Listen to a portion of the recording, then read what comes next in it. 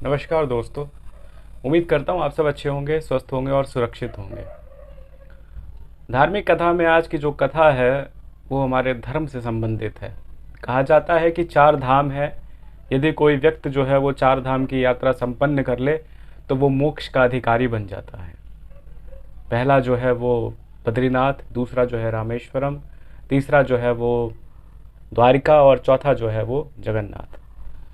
अब इनकी अपनी कहानी है, वही जो है मैं सुनाऊंगा। दो भागों में इस कथा को जो है हम समझेंगे और सुनेंगे। जो केदारनाथ है वो सतयुग का प्रतीक है, जो रामेश्वरम है वो त्रेता युग का प्रतीक है, और जो द्वारिका है वो द्वापर के उस अखिलेश्वर को समर्पित है, और जो जगन्नाथ है वो हमारे कलयुग के धर्म का प्रतिनिधि है, हमारे कलयुग के धर्म को प्रतिनिधि कर रहा है। अब धर्म के हुए दो पुत्र, पहले हुए नर और दूसरे हुए नारायण। नर और नारायण जो थे वो बेहद सात्विक जीवन जीने वाले जो है वो बच्चे थे। सात्विक जीवन जीना, सात्विक भोजन करना। एक दिन जो है उनकी माता जो है वो मुंह में लाड में उनसे, बच्चों से प्रेरित होकर उन्होंने कहा कि मातृत्व के अलावा मैं तुम्हें जो है आशीर्वाद देना चाहती हूँ, वरदान देना चाहती हूँ, मांगो तुम क्या मांगना चाहोगे। दोनों सुपुत्र ने एक ही चीज़ मांगी, दोनों बच्चों ने एक ही चीज़ मांगी। दोनों ने कहा कि आप हमारे और परिवार के जो प्यार है उस पर मोहित हैं, हमारे धर्म से मोहित है, तो हम जो है आपसे तपस्वी होने का जो है वो वरदान चाहते हैं।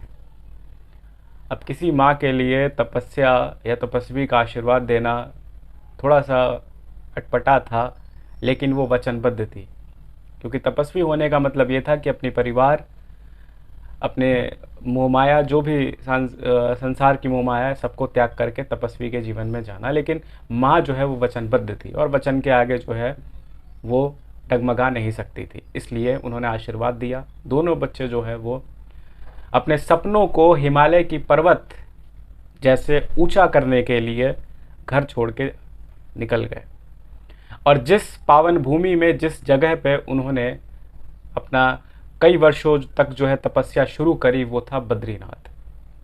दो पर्वत थे वहाँ पे। जिस पर्वत पर नर ने तपस्या करी कई हजार वर्ष, इतिहास के पन्नों में शिलालेख पर जो है वो नर पर्वत के नाम से अंकित हुआ। जिस पर नारायण ने तपस्या करी वो नारायण पर्वत के नाम से जाना गया। तो ये थी बद्रीनाथ की कहानी। दूसरा था त्रेता युग का प्रतिनिधि रामेश्वरम। रामेश्वरम वो जगह थी, रामेश्वरम इतिहास का वो क्षण था जहाँ पर अनाचार के प्रति एक तपस्वी ने धर्म का उद्घोष किया था, जहाँ पर अहंकार में जूझे हुए धर्म के ज्ञानी व्यक्ति ने को जो है राम जी ने जो है अनाचार के प्रति जो है वध किया था, जिसे आप और हम दिवाली और दशहरा के नाम से जानते हैं। रामेश्वरम वो जगह थी जहाँ पर रावण को हराने के लिए, रावण का वध करने के लिए श्री राम ने जो है वो शिवलिंग की स्थापना की थी। इसकी कहानी मैं अपने शुरू के वीडियो में बता चुका हूँ।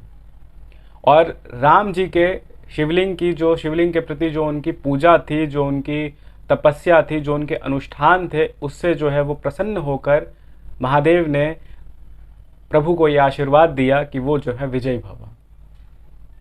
और हम जानते हैं कि उसके बाद फिर क्या जो है उसका परिणाम रहा। तो ये रामेश्वरम की जो है वो त्रेता युग का जो प्रतिनिधि है उसकी कहानी थी। बाकी के जो दो बचे, द्वारिका और जगन्नाथ, उस जो कहानी है उनकी कहानी मैं आपको अगले भाग में सुनाऊंगा।